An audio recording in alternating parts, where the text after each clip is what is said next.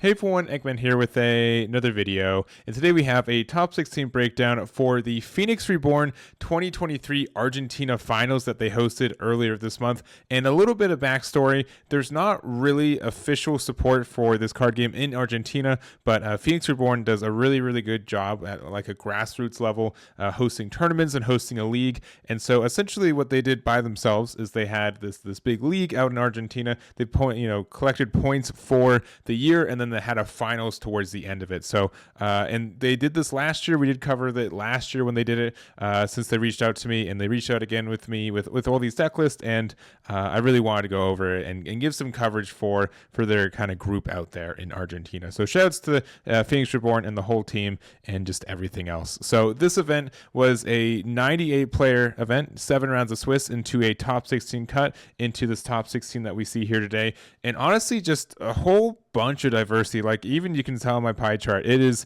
3 Mirage, which none of them got past top 16, and then 13 individual different deck lists after that. So I think that's saying a lot of what this is. And there are still even decks that I think people are swearing by, like Yellow Vaccine is not in this top 16, but there's just a lot of decks that are really viable right now. I think there's a lot of interesting play styles that are still very viable for us, and it was really interesting to see.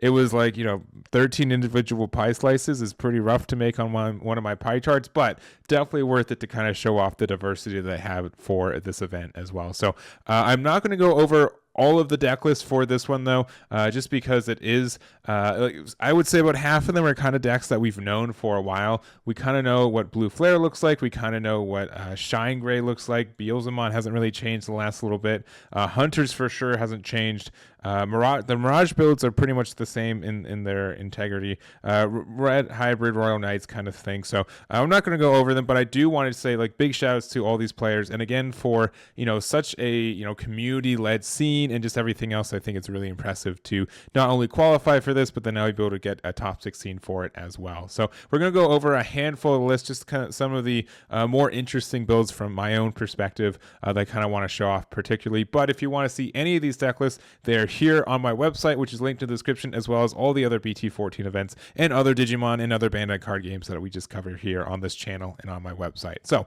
going into first place, we do have the Blue Hybrid. So this is Sebastian's build, and honestly really cool to see this build for this one. We do have, Tommy back at 4 copies, which hasn't really made a lot of impact. I haven't really seen a lot of builds.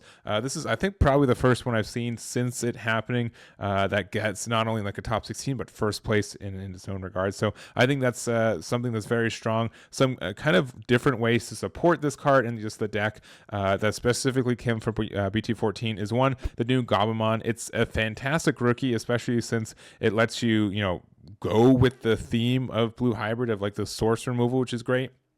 But then also, the inheritive of when this Digimon would be deleted, you can play a Gabumon from its sources without paying the cost. So you get to play another body out. And so that just means you can attack with it next turn, which is like another, just a chip away at your opponent's security, which is really nice. And then we also have the Leomon package. So 4 of the EX2 Leomon, 1 copy of the BT11, which is just all right.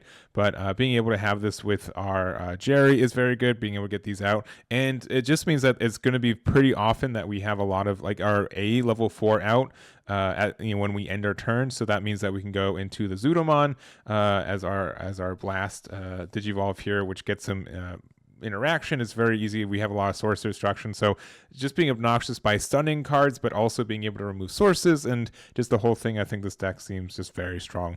Top end is Beowulf into 2 copies of Mirage for being able to get the burn damage or the removal or what have you, and I think that's very strong. So and also real quick, the Bukamon, this egg is really strong. Just giving like rookies jamming very easily is very absurd, I think, too. So overall, I think this is a very good deck, and congratulations to Sebastian for their first place finish with it. Next up, we have Ledesma, I believe is kind of close to how you say it, but with their top 4 finish of Alphamon. And Alphamon has come and gone with this meta. I haven't really seen it specifically with BT14 and additionally specifically with the defense training. And it's kind of a weird thing where Cool Boy Y and X Antibody can't be found with this, which is probably two of the strongest cards for this deck.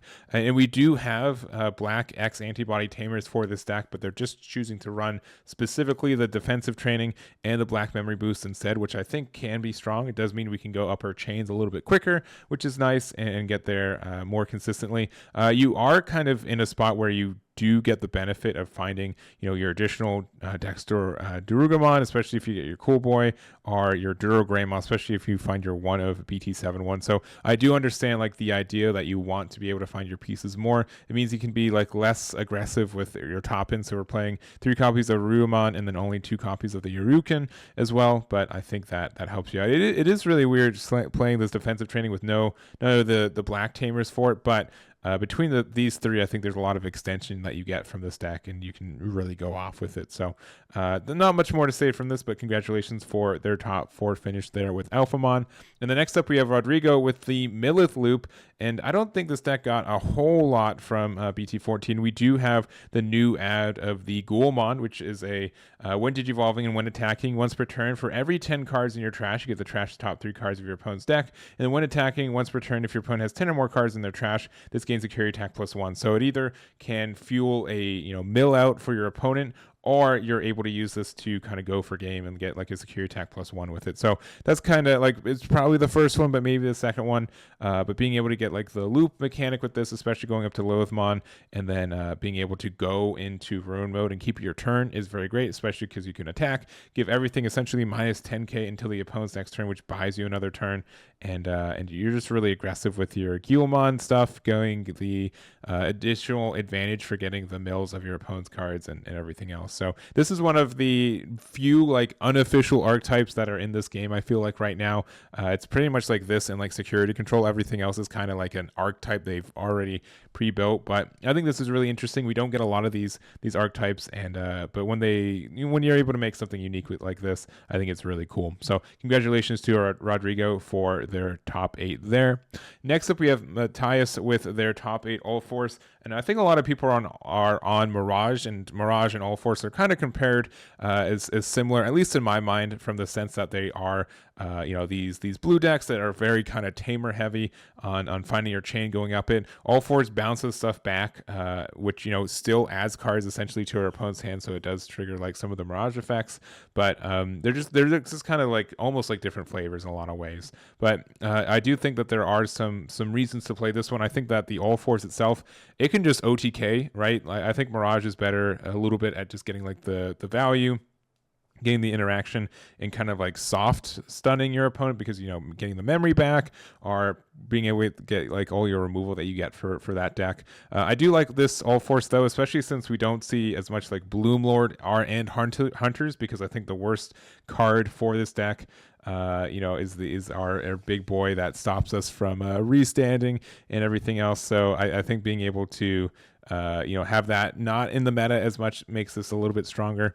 We also are running like the Leomon package too, which again, like the same thing, we have a lot of ways to like maybe end our turn on a level 4, which means that we can go into Zudomon and kind of do the blast Digivolve, which is really nice. Just playing this card outright, and also just if your opponent can't get rid of this after 4 memory, you get to go into your Ulforce and get some just additional value from that too. So you are dependent on your inheritables a lot of the time too, but I think that's something that's been strong for some of the blast Digimon the Ace ones, and then Zudomon I think is probably one of the better too. That and Magna Andromon. So anyways, not much more to say. I think mental training is great for this deck too, because we do have a lot of tamers that we want to see often. We also have the Jokaido and also the Gamamon is kind of shown. So Blues got a good amount of new staples and good cards in BT14, and I think Ulforce is definitely another deck that can take advantage of it. So congratulations to Matias for their finish there. And the last deck we're going to talk about today is Fermin with their top 16 Black or Grey X.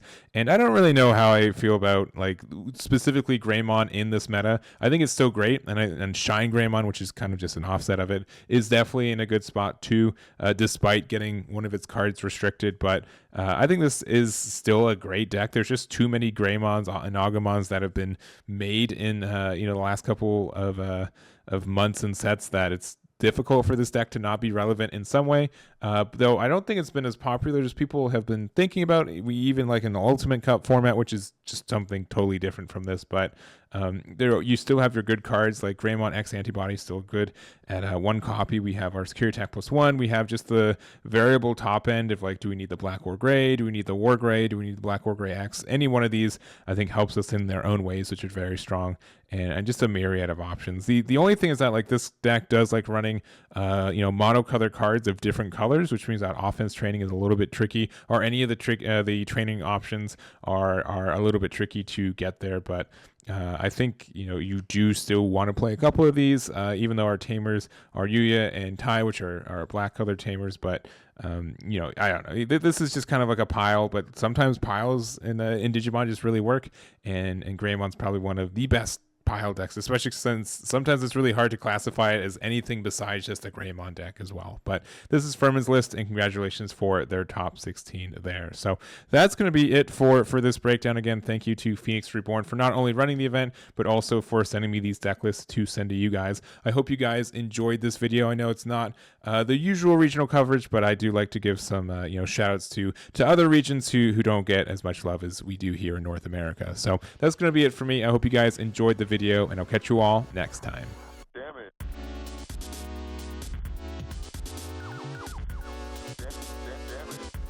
Damn it.